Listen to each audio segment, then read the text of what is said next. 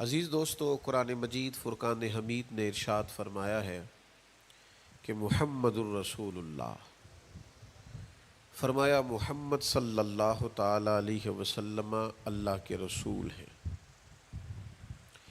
نبی اکرم صلی اللہ تعالی علیہ وسلم کی رسالت، حضور کی نبوت، نبی پاک صلی اللہ تعالی علیہ وسلم کے خاتم النبیین ہونے اور حضور سید عالم علیہ السلام کے امام الانبیاء ہونے کی گواہیاں جگہ جگہ اللہ کے قرآن نے بیان فرمائی ہے۔ نبی کریم علیہ السلام اللہ کے سچے رسول ہیں، اس کے دلائل اتنے زیادہ روشن ہیں کہ وہ سورج سے بھی زیادہ روشنی دیتے ہیں، چاند سے بھی زیادہ تابناک ہیں۔ میرے بھائیوں، نبی پاک صلی اللہ تعالی علیہ وسلم کا وجود مسعود جسم اقدس ایسا خوبصورت تھا، وہ خود اس بات کی دلیل تھا کہ یہ اللہ کے سچے رسول ہیں۔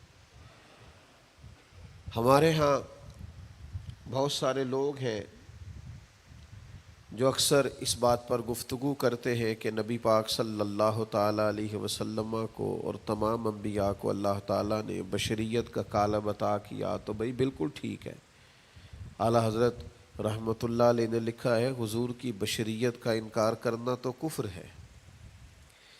نبی پاک علیہ الصلاۃ والسلام بشر ہیں، لیکن جب سے دیکھا ہے لباس بشری میں تمہیں، ہر فرشتے کی یہ خواہش ہے کہ وہ انسان ہو جائے۔ یعنی آپ اس بات پر ذرا غور فرمائیں، اندازہ کریں کہ حضرت انس بن مالک رضی اللہ تعالیٰ عنہ فرماتے، حضور کسی رستے سے گزر جاتے تھے نا، تو جو بعد میں آتا تھا اسے خوشبو اتنی آتی تھی کہ پتہ چل جاتا تھا یہاں سے اللہ کے رسول گزر کے گئے۔ حضور علیہ الصلاۃ والسلام کو جو اللہ تبارک و تعالیٰ نے حسن عطا فرمایا اور جو کمالات عطا کیے، آپ غور فرمائیں گے کہ حضور کے پسینہ مبارک سے خوشبو آیا کرتی۔ اللہ کے رسول ہیں، اس پر اگر آپ دلائل دیکھیں، معجزات دیکھیں، کمالات دیکھیں، فضائل دیکھیں، شمائل دیکھیں تو انسان دنگ رہ جاتا۔ حضور کے مقدس پسینے سے خوشبو مہکا کرتی اور گلیاں اور بازار اس سے مہک اٹھتے۔ حضرت عتبہ رضی اللہ تعالیٰ عنہ صحابی ہیں، 4 بیویاں تھیں، وہ کہتی ہیں کہ ہم ایک سے ایک بڑھ کے خوشبو استعمال کرتی تھی، لیکن سمجھ نہیں آتی تھی کہ ہمارے شوہر کون سی خوشبو لگاتے ہیں۔ ہم باوجود کوشش کے، باوجود ہمت کے اور باوجود تجسس کے وہ خوشبو نہیں پاتی تھی۔ تو ایک دن ہم چاروں نے فیصلہ کیا کہ ان سے پوچھ ہی نہ لیں وہ کون سی خوشبو لگاتے ہیں۔ تو ہم نے پوچھا کہ بتائیے، تو کہنے لگے میں نے تو کبھی لگائی نہیں۔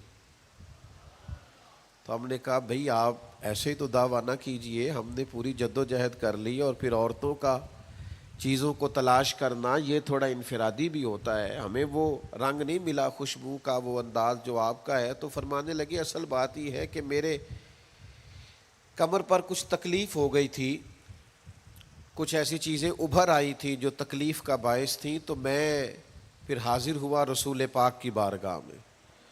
تو نبی کریم علیہ السلام نے فرمایا کرتا ہٹائیے گا، تو میں نے کچھ کرتا ہٹایا تو کریم نے دست مبارک پھیرا، بس ظلمت کو ان کے نور نے کافور کر دیا، جس پر پڑی نظر اسے بھی نور کر دیا۔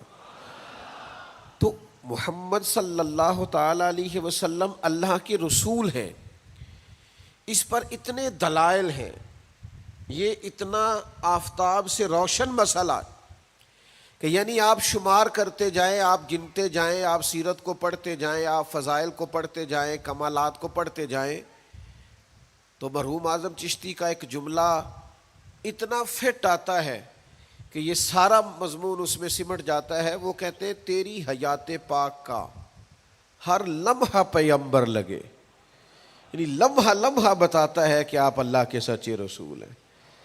ایک ایک گزرنے والی گھڑی بتاتی ہے کہ آپ اللہ کے سچے رسول ہیں۔ حضور کا مسکرانا بھی بتاتا ہے کہ سچے رسول ہیں۔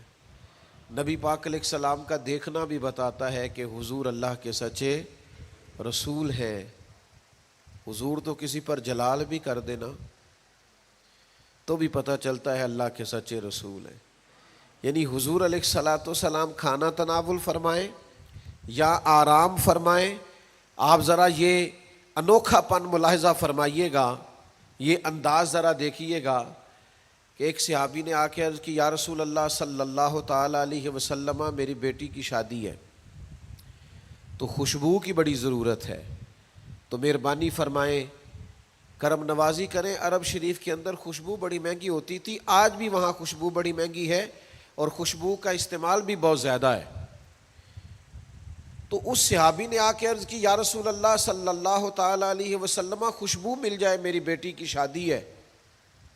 تو حضور علیہ السلام نے فرمایا ایک لکڑی لے آؤ اور ایک بوتل ایک شیشی لے آؤ. وہ لے کے آئے تو محبوب نے نا لکڑی کے ساتھ اپنا پسینہ تیری حیات پاک کا ہر لمحہ پیمبر لگے، حضور نے وہ پسینہ مبارک اتار کے اس شیشی میں ڈال دیا. فرمایا جا جا کے استعمال کر، اللہ تبارک و تعالی بہترین خوشبو عطا کرے گا.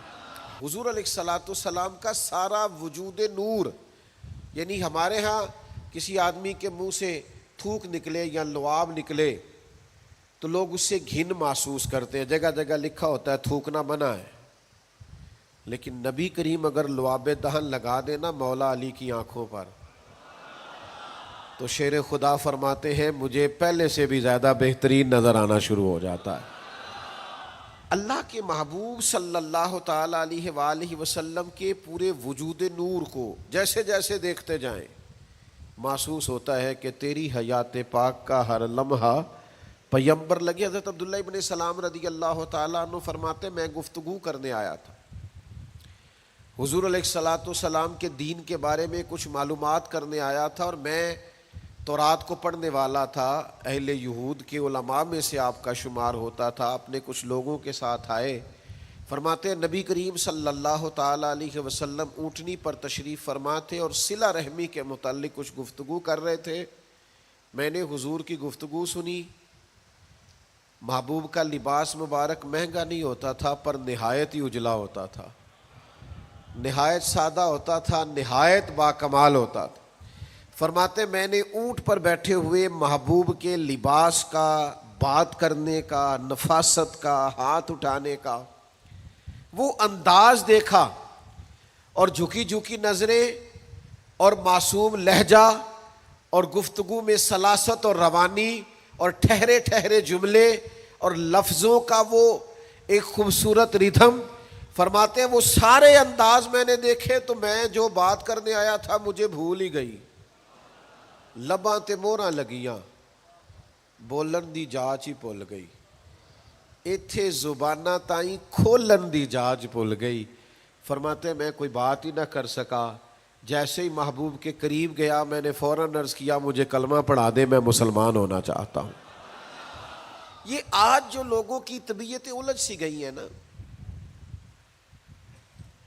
آج یہ جو بے شمار باتیں، بے شمار گفتگو، سوشل میڈیا کا بے دریغ اور بے ہنگم استعمال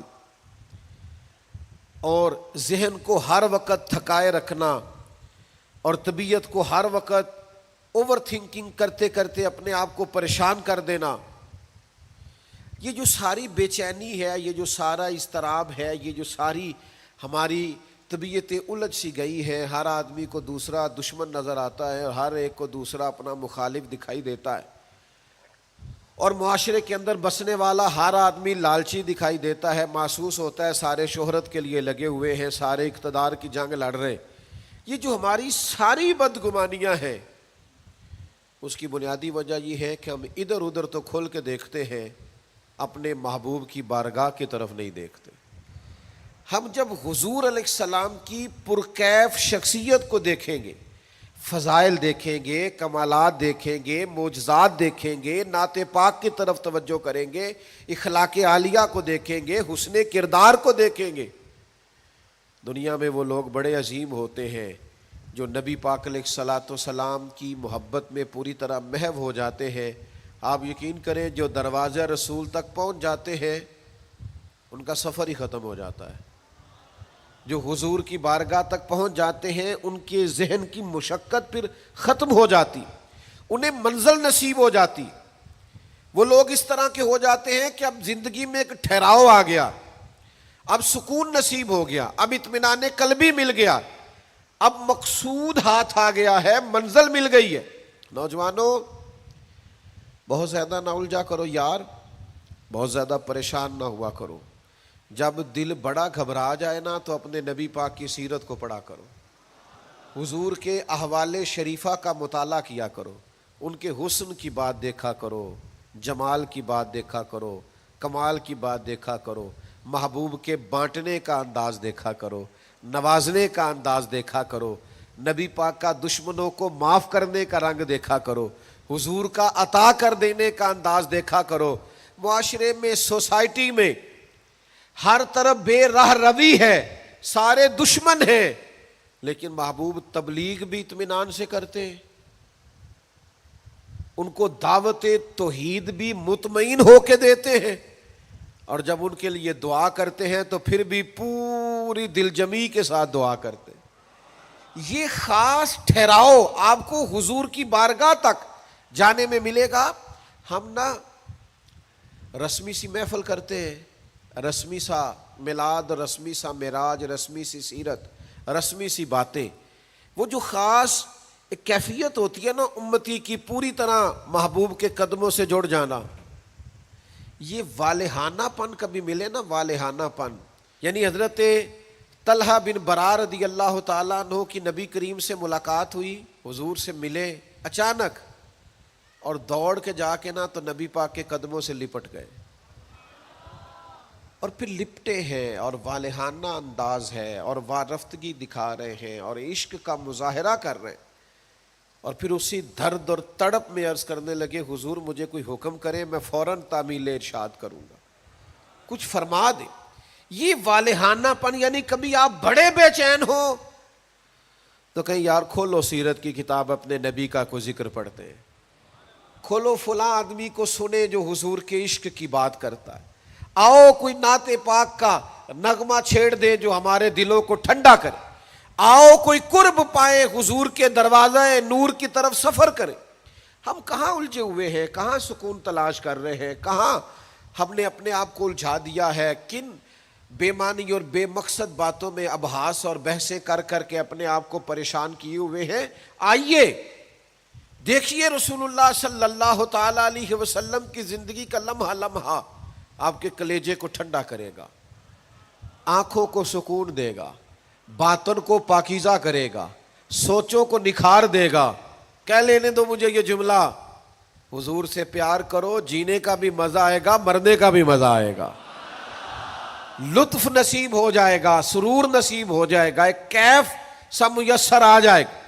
حضور کی بارگاہ عالی مرتبت تک جڑو، نبی پاک علیہ الصلوۃ والسلام کے اخلاق عالیہ کو اپناؤ، کردار کو سمجھو، حسن تکلم کو سمجھو، نبی پاک علیہ السلام کی باتوں پر غور کرو. یقین کرو کبھی کبھی پڑھتے پڑھتے وجد ہو جاتا ہے، کبھی کبھی ان باتوں کو صرف مطالعہ کی نظر سے دیکھیں، سیکھنے کی نظر سے دیکھیں تو ایسے لگتا ہے کہ جیسے روح پرواز کرنے لگی. یہ اس طرح کے بھی کمالات ہوتے ہیں، یہ بھی رنگ ہوتا ہے، یہ بھی انداز ہوتا ہے، یہ بھی طور طریقے ہوتے ہیں. اور پھر حضور امی ہے، نبی کریم نے دنیا میں کسی استاد سے پڑھا نہیں، حضور سید عالم صلی اللہ تعالی علیہ وآلہ وسلم کسی مکتب میں نہیں گئے، حضور نے کسی مدرسے سے تعلیم نہیں پائی. لیکن جب حضور بات کرتے نا، جب محبوب حکمت کے موتی رولتے نا، جب نبی پاک علیہ الصلوۃ والسلام کوئی کلام کرتے نا، آپ یقین کریں ایسا انوکھا پن، ایسا نرالا فیصلہ، ایسی حکمت اور دانائی سے بھری ہوئی بات، یعنی جو فلسفیوں سے کھل نہ سکی اور نکتہ وروں سے حل نہ ہوئی، وہ بات ایک طیبہ والے نے بتلا دی چند اشاروں سے. حضور دو چار اشارے کرتے اور عقدے کھل جاتے. ایسی دانائی والی بات، ایسی قیمتی بات ایسی انوکھی بات محبوب بیان کرتے. حضرت سعد بن عبادہ رضی اللہ تعالیٰ عنہ کے پاس نا فتح مکہ کے موقع پر جھنڈا تھا. وہ علم بردار تھے، جن کے پاس جھنڈا ہوتا تھا وہ آدمی سب سے آگے آگے ہوتا تھا. اب ایک وقت ایسا آیا کہ صورتحال اس طرح کی بن گئی کہ حضرت سعد بن عبادہ کو اس منصب سے ہٹایا جائے گا. بڑا مشکل فیصلہ ہے. انہوں نے کوئی ایسی معاذ اللہ غلطی بھی نہیں کی، لیکن حالات ایسے آ گئے ہیں کہ جناب سعد ابن عبادہ کو ہٹانا پڑے گا، ان سے جھنڈا لیا جائے گا. صحابہ بڑے پریشان ہیں کہ حساس آدمی ہے، ان کی خدمات بہت زیادہ ہیں، کس طرح ان کو ہٹائیں گے، کیا کریں گے. نبی کریم کی بارگاہ میں عرض گزار ہے، یا رسول اللہ کیسے ہٹائیں حضرت سعد ابن عبادہ کو، اور کیفیات اور حالات بھی ایسے ہیں کہ ہٹانا بھی پڑے گا. آج کل نا بہت سارے لوگ کام تو کرتے ہیں پر دانا نہیں ہوتے. جذباتی فیصلے، جذباتی باتیں، ایموشنل گفتگو، وقتی طور پر چیزوں کو بہتر کرنا، اور بس وقتی طور پر آج گزارا ہو کل دیکھی جائے گی، لیکن چیز کی گہرائی تک، اس کی اصل تک نہیں اترتے، اس کے سارے لوازمات کو نہیں دیکھتے، قبل از وقت منصوبہ بندی نہیں کرتے. ہمارا مزاج نہیں ہوتا، ہم ٹھہراؤ اپنی زندگی میں نہیں لاتے. نبی پاک چونکہ اللہ کے رسول ہیں، ہر لمحہ حضور کا پیغمبر لگتا ہے. اب حضرت سعد ابن عبادہ کو ہٹانا ہے اور ان کی جگہ کسی اور کو مقرر کرنا ہے، اور بندہ بھی بڑا حساس ہے اور بات بھی کوئی ایسی نہیں، تو کیا کریں. پتہ ہے نبی کریم علیہ السلام نے کیا کیا؟ حضور فرمانے لگے کوئی پریشانی نہیں، ہٹا دیتے سعد ابن عبادہ کو. حضور نے بلایا، فرمایا سعد میرا ارادہ بنا ہے کہ جھنڈا آپ سے لے لیا جائے. حضرت سعد ابن عبادہ نے ابھی گردن جھکائی تھی تو حضور فرمانے لگے میرا ارادہ ہے آپ سے لے کے آپ کے بیٹے کو دے دیا جائے. جو فلسفیوں سے کھل نہ سکا، جو نکتہ وروں سے حل نہ ہوا، وہ راز طیبہ والوں نے بتلا دیا چند اشاروں میں. اور تیرے آگے ہے یوں دبے لچے فصحا عرب کے بڑے بڑے، کوئی جانے منہ میں زبان نہیں بلکہ جسم میں جان نہیں. ایسا کمال فیصلہ، ایسا انوکھا فیصلہ. اچھا جس فیصلے سے وہ پریشان ہو سکتے تھے نا کہ مجھے ہٹایا جا رہا ہے، جب انہیں پتہ چلا نا کہ میری جگہ پہ میرا بیٹا آ رہا ہے، وہ اتنا خوش اپنے جھنڈا اٹھانے پہ نہیں تھے جتنا اپنے بیٹے کے جھنڈا اٹھانے پہ راضی ہو گئے. ان کی طبیعت مچل گئی. نبی پاک صلی اللہ تعالی علیہ وسلم کے پیغمبر ہونے پر، نبی ہونے، ایسے دلائل، ایسے کم، آپ جس زاویے سے دیکھیں ششدر رہ جائے گی، حیران رہ جائیں گے، پیار ہو جائے گا. کچھ ایسے مصنفین بھی گزرے ہیں معاذ اللہ ثم معاذ اللہ، جو مسلمان نہیں تھے، غیر تھے، کلمہ نہیں پڑھتے تھے، معاذ اللہ استغفر اللہ، نقل کفر نہ باشد، تنقید کی اینک لگا کے انہوں نے حضور کی سیرت کو پڑھا، لیکن اس نظر سے پڑھا پھر بھی مدینے والے کے غلام ہو گئے. یہ کہنے پر مجبور ہو گئے کہ نہ بھائی ایسا کوئی محبوب کہیں ہوگا نہ کہیں ہے، بیٹھا ہے چٹائی پہ مگر عرش نشیں ہے. نبی پاک علیہ السلام. پھر ایک اور بات، حضور امی ہے لیکن ایسی کمال بات کرتے، ایسا انفرادی فیصلہ کرتے کہ دنیا حیران رہ جاتی. پھر جو عظمت کردار ہے نا، بلندی کردار، مجھ سے ناراض نہ ہوئیے گا، بہت سارے لوگ ہیں جو باتیں بڑی زبردست کرتے ہیں، گفتگو میں کوئی ان سے جیت نہیں سکتا. ان کا لب و لہجہ ایسا ہوتا ہے کہ شاید کسی بڑے سے بڑے عالم فاضل کو بھی بولنے نہ دے، لیکن عمل کی باری آتی ہے تو کمزور ہوتے ہیں. باتیں بیسیوں آتی ہیں، درجنوں آتی ہیں، نماز کا ٹائم ہوتا ہے تو بہانے بازی کرتے ہیں، وہ میرے کپڑے نہیں ٹھیک، بس دعا کریں انشاءاللہ شروع کر دوں گا، کہانیاں سناتے ہیں. کیوں اتنے بھولے بنتے ہیں؟ ہمیں سمجھ آتی ہے کہ آپ گفتار کے غازی ہیں، آپ باتوں میں صرف ساری چیزیں سیدھی رکھتے ہیں، آپ اس جگہ پہنچ ہی نہیں پا رہے. عمل، کردار، یہ بھی ایک مبلغ ہوتا ہے. آپ کا کردار بھی تبلیغ کرتا ہے، آپ کا لب و لہجہ بھی. حضرت امام جعفر صادق رضی اللہ تعالیٰ عنہ سے ایک شخص نے کہا تھا میں دین کی تبلیغ کرنا چاہتا ہوں، مجھے بتایا کیا کروں؟ تو امام جعفر صادق رضی اللہ تعالیٰ عنہ فرمانے لگے دین کی تبلیغ کرنی ہے تو بڑا آسان نسخہ ہے، دین پہ عمل کرنا شروع کر دے، تبلیغ ہونی شروع ہو جائے گی۔ لیکن ہم نا عمل کی دنیا میں بڑے کمزور ہوتے ہیں، قربان جائیں۔ حضور علیہ الصلوۃ والسلام نے جس معاشرے میں آنکھ کھولی تھی وہ جہلاء کا معاشرہ تھا، ظلم تھا، ستم تھا، بربریت تھی۔ ان لوگوں کی سوچیں، ان کی باتیں، ان کا ظالمانہ مزاج بڑا انوکھا تھا، لیکن کمال کی بات ہے نا، چاروں جانب لوگوں کا مزاج ظالمانہ تھا، لیکن محبوب کو اللہ نے رحمت بنا کے بھیجا۔ ہر طرف لوگ ناانصافی کی بات کرتے تھے، لیکن محبوب نے انصاف کے بول کو ہمیشہ بالا رکھا، اس ترازو کو ہمیشہ بلند رکھا۔ ہر طرف لوگ حق کھا جاتے تھے، لیکن محبوب نے فرمایا حق کھایا نہیں جائے گا، حق دلایا جائے گا۔ کردار دکھایا، کردار۔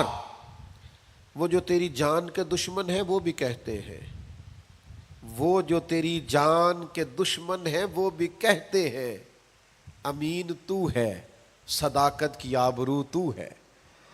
دشمن بھی کہتے ہیں سچے تو بہرحال ہیں، امانت دار تو بہرحال ہیں، غلط بات تو بہرحال نہیں کرتے۔ یعنی دشمن بھی اگر اٹھ کے گواہی دے کہ اگر کسی نے کمال دیکھنا ہے تو آمنہ کے لال کو جا کے دیکھو، اگر کسی نے انصاف دیکھنا ہے، اگر کسی نے دھرتی پہ حسن دیکھنا ہے تو عبداللہ کے در یتیم کو دیکھو۔ وہ بھائی آپ سمجھے نا، عظمت کردار کے وہ موتی جو حضور نے عطا کی۔ دیکھیے باہر والوں نے جب دلیلیں مانگی تو حضور نے معجزات دکھائے، اور جب اپنوں نے دلیلیں مانگی، مکے والوں نے، قریش والوں نے، اپنے قبیلے والوں نے دلیل مانگی، آپ نبی ہیں تو دلیل کیا ہے؟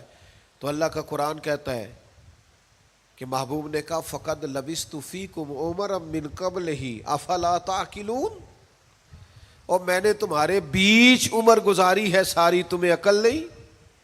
میں کوئی باہر سے نہیں آیا، میں نے 40 سال تمہارے اندر گزارے ہیں، میرے جیسا کوئی سچا ہے تو دکھاؤ، کوئی دیانتدار ہے تو دکھاؤ، کوئی پاکیزہ مزاج ہے تو دکھاؤ، کوئی اس طرح کا ستھرا ہے تو دکھاؤ، کوئی اس طرح کا مزکی ہے تو دکھاؤ۔ تمہارے بیچ میں نے وقت گزارا ہے۔ باقیوں کو نبی پاک نے معجزات بطور دلیل دیے، اور جب اپنوں نے دلیل مانگی تو حضور نے فرمایا میری سیرت دیکھ لو، میرا کردار دیکھ لو، میرے شب و روز دیکھو۔ فقط لبثت فیکم عمرا من قبل، میں نے اس سے پہلے عمر کا حصہ تمہارے بیچ گزارا ہے، افلا تعقلون، تمہیں عقل نہیں؟ دوستو تھوڑا سا نا کردار پر بھی توجہ کرنی پڑے گی، اپنے آپ کو تھوڑا سا تبدیل کرنا پڑے گا۔ میں آپ کی خدمت میں عرض کروں، دولت سے لوگوں کو جیتا نہیں جا سکتا، دولت تو لوگوں کو لالچی بنا دیتی۔ آپ کسی کو پیسے دیں، 10,000 دیں، اگلی دفعہ وہ 25 مانگے گا، تو آپ 50 دیں، اگلی دفعہ 1,00,000 مانگے گا، اس کی بھوک تو بڑھتی ہے۔ آپ عہدے کے زور پر بھی لوگوں کے محبوب نہیں بن سکتے، اس لیے کہ پھر وہ شخصیتوں سے پیار نہیں کرتے، کرسیوں سے پیار کرتے۔ آپ کرسی پہ ہیں تو آپ اچھے لگتے ہیں، جب دوسرا آئے گا تو اس کو سلوٹ کر لیں گے۔ نبی پاک علیہ الصلوۃ والسلام نے فرمایا اگر تم کسی شخص کو قائل کر سکتے ہو اور اس سے محبت بڑھا سکتے ہو تو ایک ہی صورت ہے، اور وہ تمہارا حسن اخلاق ہے۔ اللہ کے محبوب صلی اللہ تعالی علیہ وسلم نے خلق کے ساتھ، کردار کے ساتھ، نبی پاک علیہ السلام نے محبت کے ساتھ، زید بن دسنہ بہت بڑے یہودیوں کے عالم تھے۔ ایک دن حضرت بلال حبشی رضی اللہ تعالیٰ عنہ سے کہنے لگے سنا ہے نبی پاک علیہ السلام کی بارگاہ میں جب بہت سارے مہمان آتے ہیں تو آپ کو کچھ قرض بھی لینا پڑتا ہے۔ جناب بلال کہنے لگے لینا پڑتا ہے، کہنے لگے مجھ سے لے لیں، میرے پاس اضافی پیسے پڑے ہیں، آپ نے دے ہی دینے۔ حضرت بلال نے لے لیے، ایک ٹائم مقرر ہو گیا، فلاں دن پیسے واپس کرنے، اپنی وعدے میں 3 دن رہتے تھے۔ نبی پاک علیہ الصلوۃ والسلام مدینہ طیبہ کے چوک میں کھڑے ہیں، ساتھ حضرت عمر فاروق رضی اللہ تعالیٰ عنہ، یہ وہاں پہنچ گئے یہودیوں کے عالم۔ آ کے کہنے لگے وہ میری رقم واپس کریں. تو حضور نے فرمایا ابھی تو وعدے میں 3 دن رہتے ہیں. تو اس نے بڑے سخت جملے کہے. آپ کی توجہ ہے میری بات پر؟ سمجھ آ رہی ہے میری باتوں کی؟ چڑھانے والے اتنے خطرناک نہیں ہوتے جتنے چڑھ جانے والے خطرناک ہوتے ہیں. اتنی جلدی کسی کی باتوں سے چڑا نہ کرے. یعنی ہر ایک کوئی دشمن بنا لیتے ہو. جس کا سٹیٹس ہی نہیں آپ کے ساتھ کھڑے ہونے کا اسے بھی دشمن بنا. اور دعا کرو کہ دشمن بھی خاندانی ہو. ہر ایک کو دشمن مان لیتے ہو. اسے بھی میرا اختلاف ہے, یہ بھی مجھ سے حسد کرتا ہو. چھوڑیں یار, آپ کا کوئی سٹیٹس ہی نہیں ہے. سب کے ساتھ آپ کا مقابلہ شروع ہو جاتا ہے. کہیں رکے تو صحیح.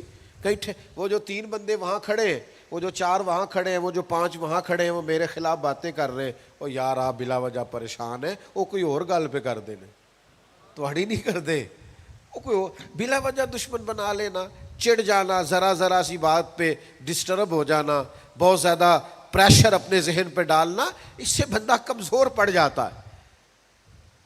انہوں نے سخت جملے کہے, لیکن نبی کریم صلی اللہ تعالی علیہ وآلہ وسلم نے نا کسی بات کا کوئی جواب نہیں دیا. حضرت عمر نے تلوار نکال لی. تو حضور فرمانے لگے عمر آپ نے تلوار نکال لی ہے, آپ کو چاہیے تھا انہیں کہتے مطالبہ نرمی سے کریں اور مجھے کہتے ان کی رقم واپس کریں. فرمایا چھوڑو. یہ جو وقار ہوتا ہے نا, یہ آدمی کے قد کاٹ کا پتہ دیتا ہے. یہ جو حوصلہ ہوتا ہے یہ اس کی تعلیم کا, اس کی تربیت کا, اس کے علم کا, اس کے بڑے ہونے کی خبر دیتا ہے. حضرت عمر سے حضور نے فرمایا چونکہ انہوں نے اب پہلے مطالبہ کر لیا ہے تو ہم ایسا کرتے ہیں پہلے ہی پیسے دے دیتے ہیں. فرمایا آپ ان کو ساتھ لے جائیں, فلاں جگہ کھجوریں پڑی ہیں تول تول کے دے دیں, اور جب ان کا قرض پورا ہو جائے نا تو یہ جو آپ نے ان کو غصہ دلایا نا تھوڑی کھجوریں زیادہ بھی دے دیجئے گا, تھوڑی مٹھائی بھی دے دینا, قربان جائیں. حضرت عمر رضی اللہ تعالیٰ عنہ فرماتے ہیں میں حضور کے حکم کا پابند تھا, میں ان کو ساتھ لے گیا اور لے جا کر کے کھجوریں تول تول کے دے رہا ہوا. مجھے ان پہ غصہ ہے, وہ مجھ سے ہلکی ہلکی باتیں کرنے لگ گئے حضور کے اخلاق کے بارے میں, نبی پاک کی بردباری کے بارے میں. تو مجھے جلال تھا, میں نے کہا تو کھجوریں لے, زیادہ باتیں نہ کر. میرا اپنا ایک خیال تھا کہ انہوں نے بڑے سخت جملے کہے ہیں. تو فرماتے انہوں نے میرا ہاتھ تھاما اور کہنے لگے عمر یار میرے اوپر جلدی نہ کر, میرے درد کو سمجھ, میں تورات کا عالم ہوں, میں نے اللہ کے آخری نبی کی جتنی نشانیاں تورات میں پڑھی ہیں ساری مدینے والے محبوب میں پائی جاتی ہیں. ایک نشانی میں نے یہ پڑھی تھی کہ جتنا جتنا کوئی جہالت کرتا جائے گا نبی پاک کا علم اتنا ہی غالب آتا جائے گا, حضور کی بردباری اتنی بڑھتی جائے گی. تو میں نے نا جان بوجھ کے حضرت بلال کو پیسے دیے تھے, اور 3 دن پہلے میں نے واپسی کا مطالبہ بھی جان بوجھ کے کیا تھا. میں نبی کریم کا علم دیکھنا چاہ رہا تھا, میں وہ تورات کی نشانی دیکھنا چاہ رہا تھا, اور پھر میں نے سخت جملے بھی جان بوجھ کر کیے. پر قربان جاؤ مدینے والے کو جس اینگل سے بھی دیکھا ہے اللہ کا سچا رسول ہی پایا. محمد الرسول اللہ, محمد اللہ کے رسول ہے صلی اللہ علیہ وسلم. اب وہ کہنے لگے جناب عمر سے مجھے لے جائے نا, میں نے حضور کا کلمہ پڑھنا ہے, مجھے لے جائے بارگاہ تک, میں نے نبی پاک علیہ السلام کی غلامی کا پٹا گلے میں ڈالنا ہے. تو میرے بھائیوں نبی پاک علیہ السلام کی بارگاہ تک رسائی پائیے, حضور کی عالی مرتبت بارگاہ کی طرف اپنے آپ کو لے کر کے جائیے. آج اگر ہم اطمینان چاہتے ہیں ذہنی طور پر بھی, قلبی طور پر بھی, روحانی طور پر بھی, فکری طور پر بھی, تو ایک ہی راستہ ہے, اپنے آپ کو حضور سے وابستہ کریں. ہم جس طرح کی آزمائشوں کا دن رات شکار ہے, اور جس طرح سے ہمیں نئی نسل الجھی ہوئی, بے چین, بے قرار اور مضطرب نظر آتی, اس کا کوئی اور حل نہیں ہے. اس کا ایک ہی حل ہے کہ مرنے کی طرف دیکھ, نہ جینے کی طرف دیکھ, جب چوٹ لگے دل پہ تو مدینے کی طرف دیکھ. اپنا تعلق حضور سے جوڑیے، اپنا رشتہ نبی کریم سے جوڑیے۔ میں آپ کی خدمت میں عرض کروں گا، وقت نکال کے درود پاک پڑھا کریں، وقت نکال کے حضور کی سیرت کا مطالعہ کیا کریں، ٹائم نکال کر کے نبی پاک صلی اللہ علیہ وسلم کی نعت شریف کو پڑھا کریں، وقت نکال کر کے حضور کی بارگاہ کی طرف بڑھا کریں۔ جب تک ہم یہ سارے کام نہیں کریں گے اطمینان نہیں پائیں گے، اور پھر جیسے جیسے حضور کو پڑھو گے، نبی پاک کو سنو گے، دین کی صداقت سمجھ میں آئے گی، آپ کو سمجھ لگے گی کہ آپ اس دین کے ماننے والے ہیں جو سب دینوں پر غالب بھی ہے، سب سے سچا بھی ہے، سب سے کھرا بھی ہے، اور سب سے زیادہ نکھرا ہوا بھی ہے۔